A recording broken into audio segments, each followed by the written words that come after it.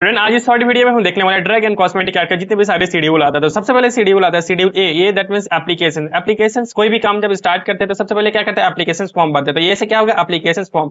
और बी से आता है फी।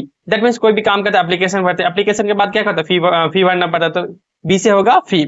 उसके बाद हम देखते हैं शेड्यूल सी से आएगा जितने भी biological product, list of biological product plus क्या होगा, इंजेक्टेबल आएगा। उसके बाद शेड्यूल सी ऑन लिस्ट, इसमें भी क्या आएगा, लिस्ट ऑफ बायोलॉजिकल प्रोडक्ट क्या होगा, लेकिन इसमें डिफर क्या होगा, नॉन इंजेक्टेबल। तो शेड्यूल सी में क्या था, इंजेक्टेबल, और शेड्यूल सी वन में क्या होगा, नॉन इंजेक्टेबल है। दोनों में डिफरेंस है, तो याद रखना इंपॉर्टेंट है। उसके बाद शेड्यूल डी में exempted for the certain import. कोई भी ड्रग्स को जब हम बाहर से इंपोर्ट करते हैं तो उसके लिए लाइसेंस की जरूरत नहीं पड़ता, वो क्या होता है, शेड्यूल डी के अंदर आता है। उसके बाद शेड्यूल ई नहीं आता, शेड्यूल ई ऑन आता है। ई ऑन में बेसिकली क्या आता है, ई से याद रखना evil. Evil that means poisonous substance.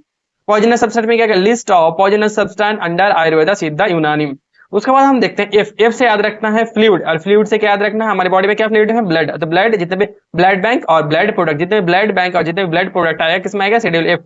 उसके बाद आता है schedule double F that means F से याद रखना फोकस, और फोकस किससे करते हैं, आंख से। और कितना फोकस है, दो, और हमारा आंख कितना है, दो। इस तरह से याद रखना। तो क्या होगा, ऑप्थेल्मिक प्रोडक्ट। उसके बाद शेड्यूल जी दैट मींस याद रखना गाइडेंस, और किसके गाइडेंस में, आरएमपी, ठीक है, रजिस्टर्ड मेडिकल प्रैक्टिशनर के जब हम गाइडेंस में लेते हैं, दैट मींस सुपरविजन में हम लेते हैं, कोई ड्रग्स को यूज करते हैं। उसके बाद शेड्यूल एच और एच ऑन, जब हम शेड्यूल एच और एच ऑन की बात करते हैं तभी क्या करते हैं, हम प्रिस्क्रिप्शन ड्रग्स की बात करते हैं। और schedule G that means prohibited for claim for certain disease. कोई क्या करता है, क्लेम नहीं कर सकता कि ये कोई डिजीज है जो ठीक नहीं होता, मैं एक बार में ठीक कर दूंगा, दैट मींस मैजिक रेमेडीज की तरह। उसके बाद शेड्यूल के एग्जाम्पल फॉर द मैन्युफैक्चरिंग, जो ड्रग्स मैन्युफैक्चरिंग के लिए कोई भी लाइसेंस की जरूरत नहीं पड़ता।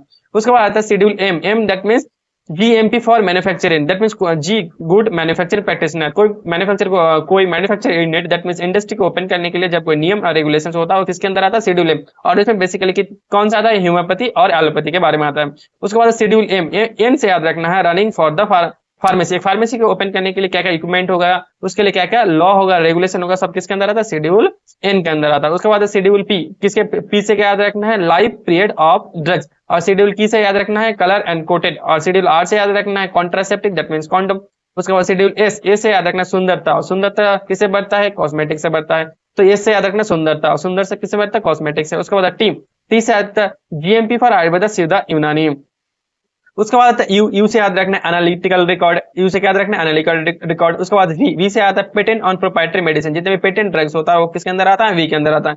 उसके बाद शेड्यूल जी क्या याद रखना है, जेनरिक मेडिसिन। उसके बाद schedule x that means danger, और डेंजर में क्या याद रखना है, नार्कोटिक ड्रग्स। जितने भी लिस्ट ऑफ नार्कोटिक ड्रग्स किसमें अंदर होगा, शेड्यूल एक्स। उसके बाद शेड्यूल वाई से आगे क्लिनिकल ट्रायल्स और न्यू ड्रग्स।